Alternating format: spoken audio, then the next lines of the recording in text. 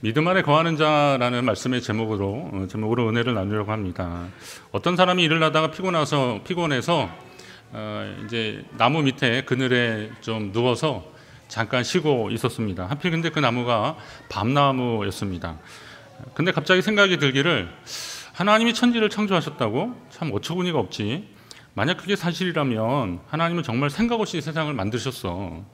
왜 아름드리 되는 밤나무에 이 조그만 열매로 이렇게 조그맣게 밤을 열리게 하셨을까? 새끼손가락보다 가는 호박덩굴에는 큰 호박이 열리게 하시더니 이렇게 큰 밤나무에는 이렇게 조그맣게 열리게 하셨을까? 그렇게 불평하고, 참 하나님은 좀 효율적이지 않은 것 같아, 이렇게 불평하고 그랬습니다. 그러다가 이제 어떻게 해요? 투덜거리다가 깜빡 잠이 들어서 단잠을 자는데 갑자기 딱 소리와 함께 뭐가요? 밤 한 송이가 떨어진 겁니다. 그리고 나서 딱 보니까 그가 얼른 무릎을 꿇고 회개했습니다. 하나님 감사합니다. 밤이 호박만 했더라면 내 머리가 박살이 났을 텐데, 하나님 밤을 작게 만들어 주셔서 참 감사합니다. 아멘이시죠? 저도 그 떨어지는 밤에 한번 맞아본 적이 있는데요, 그게 진짜 호박 많았으면 이 자리에 서서 예배를 못 드렸을 것입니다. 우리는 하나님의 계획을 다 알 수 없습니다. 왜 하나님은 이렇게 하셨을까? 왜 하나님은 그때 그렇게 하지 않으셨을까? 우리 보통 그렇게 생각하지만 어려운 일, 시험을 만날 때도 굳이 성경 말씀이 아니더라도 우리는 하나님 앞에 감사하지 않을 수밖에 없는 그런 일들이 우리 주변에 얼마나 많은지 모릅니다. 어떤 사람의 믿음이 얼마나 성숙한지는 그 사람이 얼마나 감사를 생활화하고 있는지를 보면 알 수 있다, 이런 말이 있습니다. 감사의 조건은 사람들이 외적인 것을 찾으려고 많이 하더라고요. 그러나 가난해도 감사하다고 기도하는 사람이 있는가 하면, 부유해도 항상 못 살겠다고 하는 사람이 있는 것을 보면, 감사는 처지와 형편에 의한 것이 아니라 믿음을 통한 마음가짐이라는 것을 우리는 알 수 있습니다. 그런 의미에서 여러분이 감사하시기 바랍니다. 믿음으로 감사하시기 바랍니다. 오늘 우리가 읽은 본문은 믿음 안에 거하는 자는 바로 어떤 자들인지를 말하고 있고, 그러한 자들이 살아가는 방법에 대해서 말씀하고 있습니다. 주님 때문에 위로받고 주님 때문에 힘을 얻고 더욱 감사가 넘치는 저와 여러분 되시기를 간절히 바랍니다. 우선 주님이 우리를 위로해 주시더라고요. 하나님의 위로와 평강 얼마나 받고 계십니까? 1절 말씀이 나오게 된 배경을 보아야 되는데요, 1절 말씀은 너희는 마음에 근심하지 말라, 하나님을 믿으니 또 나를 믿으라, 이런 말씀을 하셨는데, 이 말씀이 나오게 된 배경은 그동안 함께했던 주님이 어디를 자꾸 가신다고 하시고, 또 자기가 죽게 될 것을 자꾸 말씀하십니다. 그리고 너희 중 하나는 나를 배반할 것이라 얘기하시고, 또 다른 사람 다 부인해도 나는 부인하지 않겠다고 그러니까 내가 다 굴기 전에 내가 나를 3번 부인할 것이라고 베드로의 부인을 예견하고 계십니다. 그러니까 이 주님의 이 예고의 말씀에 제자들이 일단 멘붕에 빠진 거죠. 혼란해지기 시작했습니다. 그들은 주님을 위해서 배와 그물을 버리고 따라 나선 사람들입니다. 베드로 같은 경우에는 결혼을 해서 가족이 있었던 사람입니다. 그런데 그런 처자를 두고 그렇게 예수님을 따라 나선 사람입니다. 하지만 모든 것을 버리고 예수님을 따라 나선 사람들인데, 그런데 주님이 지금 어디를 자꾸 가시겠다고 또 돌아가실 것을 이야기하고, 또 제자들이 자기를 부인할 거를 자꾸 얘기하고 계십니다. 예수님 따라다니는 동안에 비록 대제사장이나 바리새인, 서기관, 율법사 등 이런 사람들이 반대를 많이 했습니다. 그러나 예수님 한 분 믿고 주님의 말씀이나 그분이 행하시는 권능의 일들을 통해서 주님이라면 충분하다, 주님이라면 괜찮다, 주님 한 분 보고 그렇게 따라 나섰는데 정작 그 주님이 자꾸 어디 가신다고, 죽으신다고, 그리고 너희가 나를 부인할 것이라고 자꾸 말씀하시니까 제자들이 흔들렸던 것입니다. 그러면 주님이 떠나시면 자기들을 떠나면 어떤 일이 일어나겠습니까? 그들은 이전과 같이 어부의 생활로 돌아가거나 붙잡혀서 곤욕을 치를 것이 분명한 상황입니다. 그러니 더 걱정이 되었고 현실을 인정하고 싶지 않았던 겁니다. 이때 주님이 제자들에게 지금 말씀을 하고 계시는 겁니다. 너희는 마음에 근심하지 말라. 한번 따라합니다. 너희는 마음에 근심하지 말라. 지금도 혹시 근심 가득한 마음을 가지고 이 자리에 앉아 계셔서 제 설교를 듣고 계신 분들 계십니까? 주님이 말씀하십니다. 마음에 근심하지 말라. 믿으시기 바랍니다. 자, 마음이라는 것은 주로 인간의 내면을 지칭하는 어떤 포괄적인 단어입니다. 우리 마음, 뭐 심장 이렇게 어떤 장기를 지칭하는 분들도 있지만 이 마음이라는 것은 우리의 내면을 지칭하는 포괄적인 그런 상징적 단어입니다. 자, 그러면 실제로 창세기 6장 5절에 보면 창세기 6장 5절에 보면 노아의 시대의 사람들을 보시고 하나님이 말씀하신 게 있어요. 생각하신 것이 있어요. 여호와께서 사람의 죄악이 세상에 가득함과 그의 마음으로 생각하는 모든 계획이 항상 악할 뿐임을 보시고 그러셨습니다. 죄가 세상에 가득하고 그들의 마음으로 생각하는 모든 계획이 항상 악한 것을 주님이 보시고 하나님이 이 땅에 그들을 지으신 것을 후회하셨다. 이런 대목이 이제 창세기 6장 5절에 나오고 있습니다. 하나님이 인생이 아니시기 때문에 시건을 하시는 분이 아니시고 그리고 후회하시는 분이 아니신데, 그런데 사람들의 마음이 악하고 그 속에 자꾸 나쁜 생각들이 많은 것을 보고 나쁜 계획들이 많은 것을 보시고 하나님이 후회하실 정도로 그러셨다. 뭘 보고 그러셨다는 거예요? 그들 마음에 그런 부정적인 것들이 많으니까 하나님이 걱정하고 근심하셨다는 겁니다. 그 말은 하나님이 진짜 근심하셨다라기보다는 하나님이 후회하셨다라기보다는 그들의 그 죄악상이 얼마나 심했는지를 강조하면서 하는 말씀일 것입니다. 그러면 사람의 죄악이 언제 일어나냐? 교만할 때 일어나더라고요. 곧 하나님을 대적할 때, 하나님이 없어도 된다고 생각하며 하나님을 신뢰하지 않을 때 죄를 짓게 된다는 겁니다. 사랑하는 성도 여러분, 혹시 근심하고 계십니까? 하나님을 얼마나 신뢰하셨습니까? 근심은 우리의 영혼을 병들게 할 것이고 지속적인 근심은 영적 죽음으로 우리를 이끌어 가게 될 것입니다. 이제 주님이 말씀하십니다. 하나님을 믿으니 또 나를 믿으라. 주 안에서 여러분의 근심이 사라지기를 간절히 바랍니다. 하나님은 천지를 창조하시고 지금도 우리를 지키시는 분이십니다. 여러분 믿으십니까? 천지를 창조하신 분, 지금도 나를 지키시는 분, 그 하나님이 우리를 사랑하셔서 구원하시려고 예수 그리스도를 보내주셨다는 겁니다. 그 하나님을 의지하는 믿음 안에서 근심보다는 평안함을 누리시기를 주의 이름으로 축원합니다. 진정한 평안과 기쁨은 오직 주님 안에 있습니다. 하박국 선지자의 우리 유명한 말 고백 알잖아요. 비록 무화과 나무가 무성하지 못하며 포도나무에 열매가 없으며 감람나무에 수출이 없으며 밭에 먹을 것이 없고 우리의 양이 없어도 외양간에 소가 없을지라도 어떻게 하라고요? 나는 여호와로 말미암아 즐거워하며 나의 구원의 하나님으로 말미암아 기뻐하리로다. 내가 부족하고 연약해도 그리고 나의 소유가 없어도 그리고 기대했던 것들을 얻지 못하더라도 나는 하나님 한 분으로 인하여서 기뻐하겠다, 즐거워하겠다. 저와 여러분의 고백이 되시기를 간절히 바랍니다. 바울 사도의 갈라디아서 2장 20절 고백 우리 잘 알지 않습니까? 내가 그리스도와 함께 십자가에 못 박혔다. 그런데 이제 그런즉 이제 내가 사는 게 아니라 오직 내 안에 그리스도께서 사는 것이라. 이제 내가 사는 것은 나를 위하여 자기 자신을 보내신 하나님의 아들을 믿는 믿음 안에서 사는 것이라. 내가 그리스도와 함께 십자가에 못 박혔기 때문에 나는 이제 나를 위해서 사는 것이 아니라 나를 위해 자기를 내어주신 하나님의 아들을 믿는 믿음 안에서 내가 살고 있다라고 그렇게 이야기합니다. 삶과 죽음이 교차되면서 특별한 구분이 없을 정도의 비정한 각오로 말하고 있는 사도의 심정을 오늘 우리가 이 갈라디아서 2장 20절 말씀을 통해서 알 수 있는데, 그런데 사도 바울뿐만이 아니라 초대교회를 비롯한 모든 성도들의 고백이 바로 이와 같더라고요. 갈라디아서 2장 20절을 신앙 고백으로 하시는 분들 참 많이 있어요. 저도 많이 들었습니다. 그럼 여러분은 과연 어떠십니까?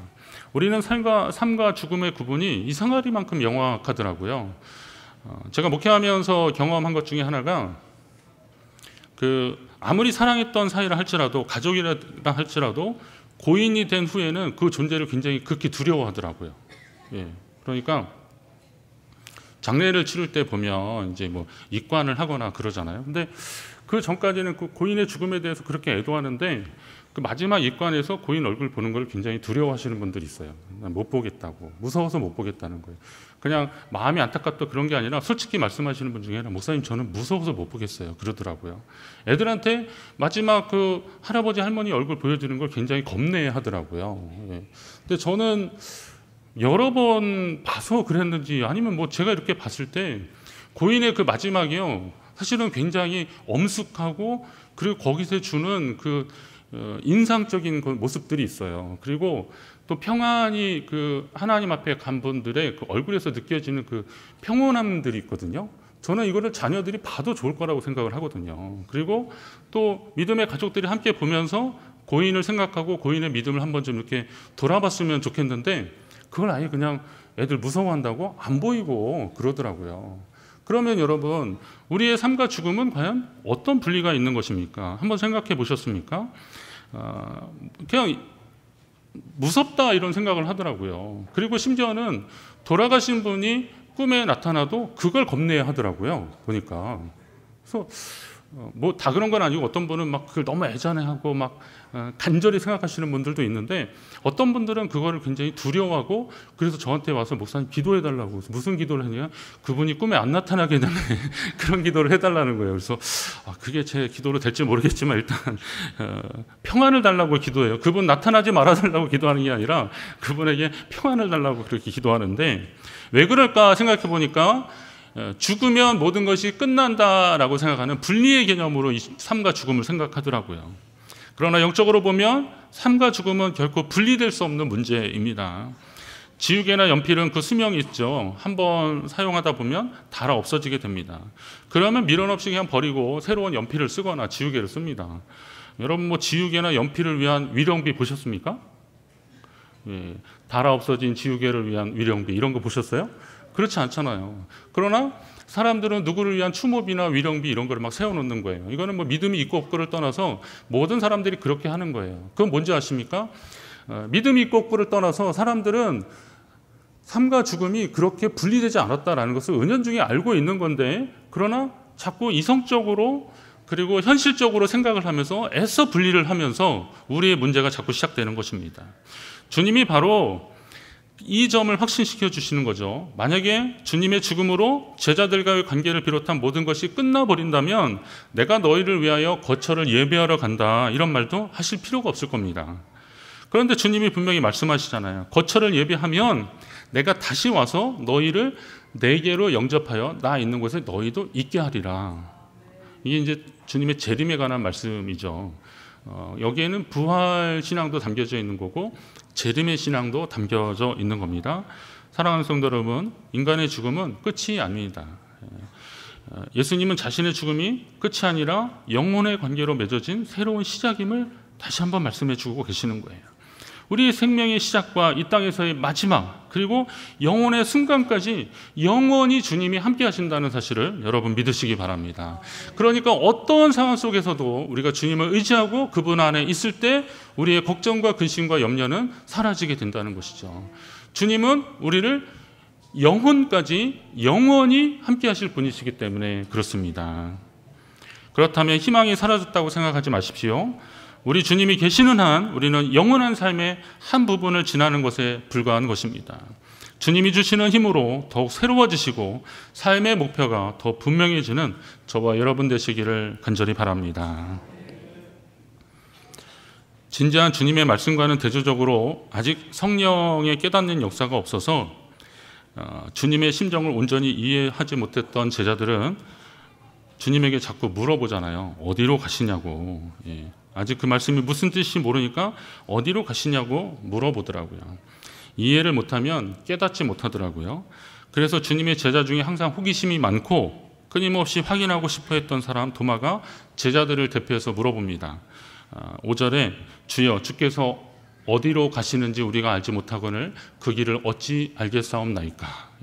이렇게 아주 공손하게 물어보는데 주님 무슨 말씀하시는 겁니까?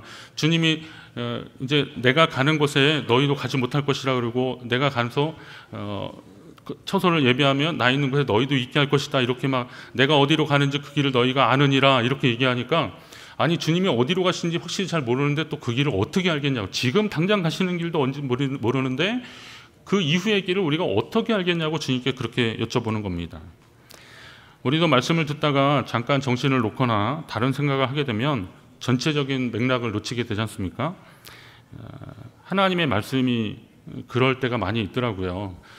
특히나 이제 제 설교는 이렇게 처음부터 끝까지 잘 들으셔야 됩니다. 무슨 말을 하는지 연결이 계속 된 거예요. 그냥 토막토막 잘라서 얘기하는 게 아니라 제가 본문을 이렇게 계속 읽으면서 거기서 느껴지는 전체적인 느낌을 저한테 여러분들에게 말씀드리는 거기 때문에 물론 이제 구분을 해야 되죠. 깜빡 조시는 분들을 위해서 제가 구분을 하지만 그래도 일반적으로 하나님의 말씀은 계속 이어지게 되어 있습니다. 그런데 결정적으로 하나님이 어떤 분이신지를 평소에 잘 알지 못하면 하나님이 이 대목에서 왜 이런 말씀을 하시는지를 잘 모르는 거고, 또 하나님의 말씀을 오해할 수 있습니다. 예를 들면 이제 어떤 사람이 이런저런 이야기를 하는데 그 사람이 평소에 하던 말투나 그리고 논리 진행 방식이 있거나 그리고 그 사람의 평소 성향들이 있어요. 근데 이 성향들을 아는 사람들은 그가 그런 이야기를 했을 때 왜 그랬는지를 대충 짐작을 하는 건데, 만약에 그 사람에 대해서 뭐 전혀 엉뚱한 이야기를 들었을 때는 그건 그분이 얘기 아닌 것 같은데 라고 우리는 감이 오는 거죠. 그러니까 하나님의 말씀도 제가 이단에 대해서 얘기할 때 이상하면 이상하다 이랬잖아요. 평소에 하나님이 말씀하신 거하고 이단이 말하는 거하고 좀 다른 부분들이 있어요.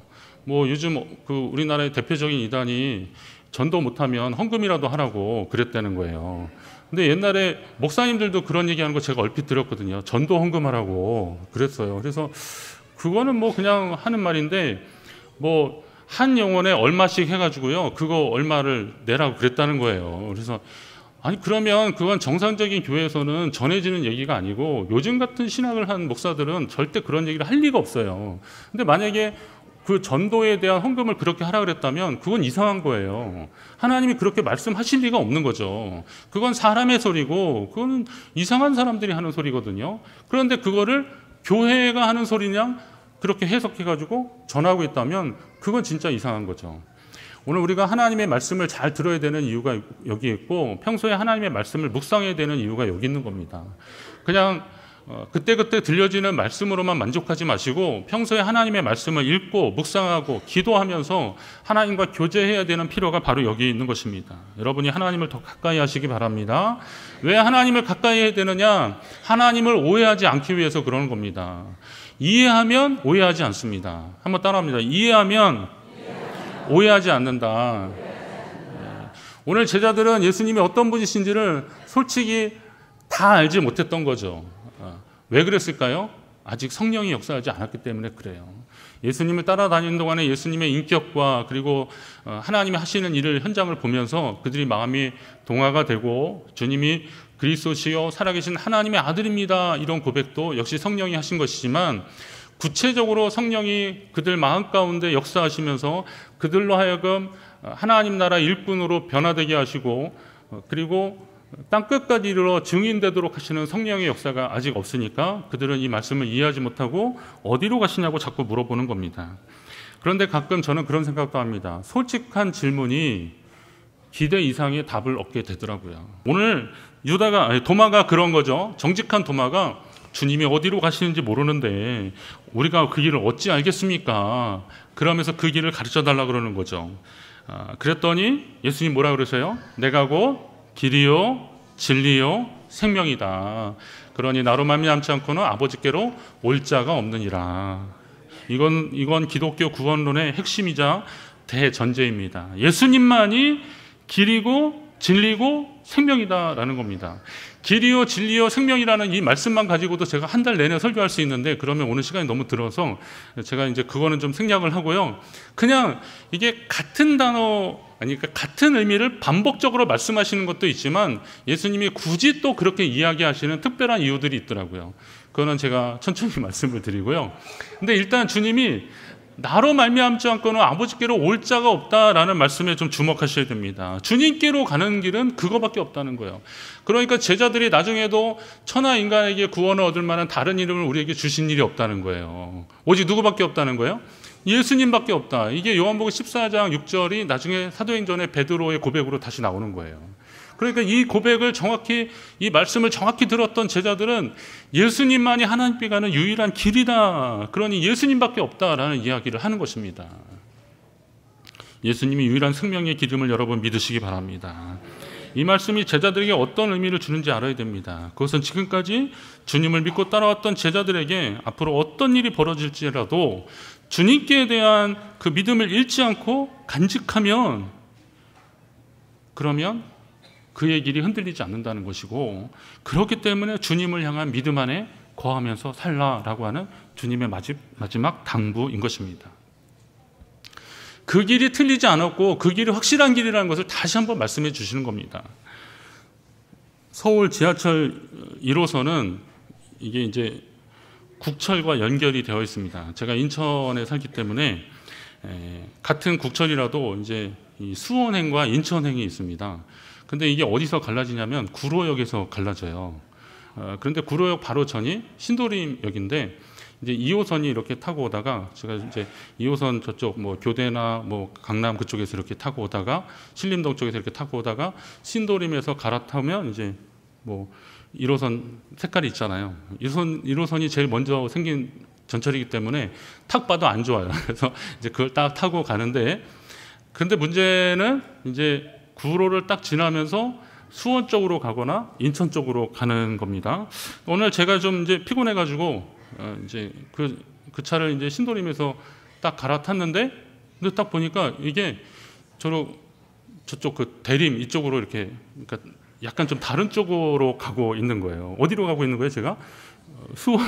수원 쪽으로 가고 있는 거예요. 그래서 빨리 내려가지고 반대편으로 갈아탔어요. 그래서 이제 다시 그쪽 구로로 왔다가 거기서 다시 이제 차고 인천으로 내려간 적이 있는데 그 다음부터는 이제 제가 졸더라도 구로를 지나서 뭐 대방역이나 뭐 이렇게 좀 그때부터 이렇게 졸다가 내려서 집에 간 적도 있습니다. 내가 타고 있는 이 기차가 어디로 가는 건지를 정확히 아셔야 됩니다. 내가 타고 있는 이 차가 어느 방향을 향해서 가는지를 아셔야 됩니다. 진짜 지난번 평창 올림픽 때 평창 가려고 비행기를 탔는데 평양에서 내린 아프리카인가 어디 선수들이 있더라고요. 진짜 그랬대요. 예. 그러면 내가 타고 있는 이 차가 내가 믿고 있는 이 분이 어디로 갈 건지 여러분 점검해 보셨습니까? 확인해 보셨습니까? 그냥 남들 믿으니까 그냥 믿는 겁니까? 주님은 이런 확실한 약속의 말씀으로 지금도 우리와 함께 하시고 여러 가지 증거와 삶의 경험들로 우리를 도우시고 인도하시면서 어떻게 하든 이 길이 하나님이 약속하신 그 길이고 이 길 가운데 거하라고 우리에게 말씀하고 계시는데 그 길에 대한 확신을 얼마나 하고 계시냐. 그리고 또 내가 가고 있는 이 길에 대한 자신감으로 어제 우리 교육자 예배 드릴 때 제가 그런 얘기했는데요. 길과 진리와 생명 되신 그 주님은 당신의 입장에서 그렇게 말씀하셨지만 그 말씀을 듣고 그대로 산 사람들은 그것이 틀리지 않고 옳다라고 하는 확신을 가지고 이야기를 해줘야 된다는 겁니다. 그러니까 사역자들은 어떻게 해야 돼요? 하나님이 우리에게 주시는 그 약속의 말씀이 내가 그렇게 살아보니까 이게 맞더라라는 삶의 경험으로 간증하면서 전해줘야 한다는 거죠. 예수님 말씀하시기를 길과 진리와 생명이라고 그러시더라. 너도 그렇게 한번 살아봐라. 이렇게 말해가지고는 능력이 없고 거기에는 아무런 역사가 일어나지 않을 것입니다. 그러나 내가 그 말씀을 믿고 살아보니까 그렇게 됐더라라는 증거들이 나타나야 되고 그런 확신들이 있어야 그걸 보고 사람들이 예수를 믿는 것이죠. 여호수아 8장 34절에 보니까 그 후에 여호수아가 율법책에 기록된 모든 것대로 축복과 저주하는 율법의 모든 말씀을 낭독하였으니 그랬습니다. 저는 이 말씀이 어떤 말씀인가 이렇게 계속 읽으면서 얘기했어요. 율법책에는 축복과 저주가 함께 나온다는 거예요. 이게 왜 그럴까? 우리는 보통 하나님의 말씀 율법이면 축복의 선언들이 나오고 그 말씀대로 살아가면 좋은 일들이 많을 것 같은데 분명히 그 율법에는 그렇게 하지 않았을 때 아니면 하지 말라는 것을 했을 때 하나님이 주시는 저주의 말씀도 분명히 있다는 거죠. 그럼 우리는 어떻게 해야 돼요? 이왕이면 하나님의 말씀대로 순종하면서 하나님 주시는 축복의 주인공들이 되라는 것이죠. 그렇게 살 때 하나님이 함께 하신다는 겁니다. 어린 아이들에게 자녀들에게 이 축복의 원리를 여러분이 가르쳐 주시기 바랍니다. 우리 자라나는 다음 세대들한테요. 하나님의 말씀에 대한 말씀의 순종에 대한 열매들이 어떤 것인지를 가르쳐 주셔야 됩니다. 그 누가 가르쳐 주셔야 돼요. 야, 누구네 집이 그렇게 했더니 그렇게 복을 받았더라. 이런 얘기는요, 아이들한테 별로 통하지 않습니다. 내가 하나님 앞에 이렇게 살았더니 하나님 내게 이런 복을 주셨다. 옛날 이야기하면 요즘은 꼰대라고 해서 싫어할지 모르지만 내가 받은 축복의 이야기들은 분명히 해주십시오. 왜냐하면 아이들은 아직 그런 경험을 하지 않았기 때문에 아니면 그런 경험에 대한 확신이 없었기 때문에 가장 가까운 사람이 말씀대로 살았을 때 그 말씀의 열매를 경험한 것을 말해주면 그리고 또 그런 삶이 확실한 것 같으면 아이들은 흔들리지 않고 그 약속 안에 믿음 안에 거하게 되는 것입니다. 진정한 평안함과 용기는 자신이 하고 있는 일에 대한 확신 가운데서 생겨날 수 있습니다. 자기가 잡고 있는 일이 든든한 생명줄이라는 확신이 있을 때 과감하게 어떤 일이든 할 수 있습니다. 제가 그분이 저한테 왜 그걸 주셨는지 모르겠지만 그 X 반도라는 게 있습니다. 이렇게 안전 그 반도가 있는데 그걸 주셨어요. 제가 한 꽤 젊었을 때 10여 년 전에. 그래서 이게 뭐예요? 그때 목사님 이게 어디서 높은 데 올라가실 때요 이걸 잡고 이렇게 탁 걸고 그러면 안전하게 할 수 있다는 거예요. 그래서 이게 왜 나한테 왜 필요할까? 그러면서 그러면 저보고 그런 일을 하라는 얘기인가? 교회 십자가 공사할 때 아니면 뭐 위험한 거 할 때 그러라는 건가? 그런 생각을 했는데 처음에 의아했는데요. 제가 한번 그때 뭐 무슨 일할 때 그걸 한번 이렇게 차봤어요. 그리고 그걸 해서 일부러 한번 매달려 보기도 했는데요. 제 몸무게도 그걸로 버티더라고요. 한계 체중이 뭐 120kg더라고요. 저도 충분히 그걸 할 수 있겠더라고요. 보니까 그걸 확실하게 붙잡으니까 그리고 그게 확실히 매달려 있다 하니까 뭐가 잘못돼도 괜찮겠다라고 하는 확신이 들겠더라고요. 그러면 내가 잡고 있는 이것이 내가 타고 있는 이 차가 아니면 내가 가고 있는 이 길이 옳은 길이다라고 하는 것이 확신이 들면 오늘 내 삶은 더 평안한 가운데 거할 수 있을 것이고 더 자신감 있게 용기 있는 삶을 살 수 있는 것입니다. 믿음의 길이 더 용기 있어야 되는 것은 그 길에 대한 확신이 있어야 되는 겁니다. 여러분이 가고 있는 그 길이 믿음의 길, 생명의 길, 영원한 길이 되기를 주의 이름으로 축원합니다. 오늘 이 자리에 있는 이 자리에서 예배하는 이 순간도 하나님을 기쁘시게 하는 일이고 그리고 우리의 영혼이 주님 앞에 나아가는 길이라는 사실을 믿고 주님 앞에 더 확신 얻고 기쁨으로 감사함으로 나가시기를 간절히 바랍니다.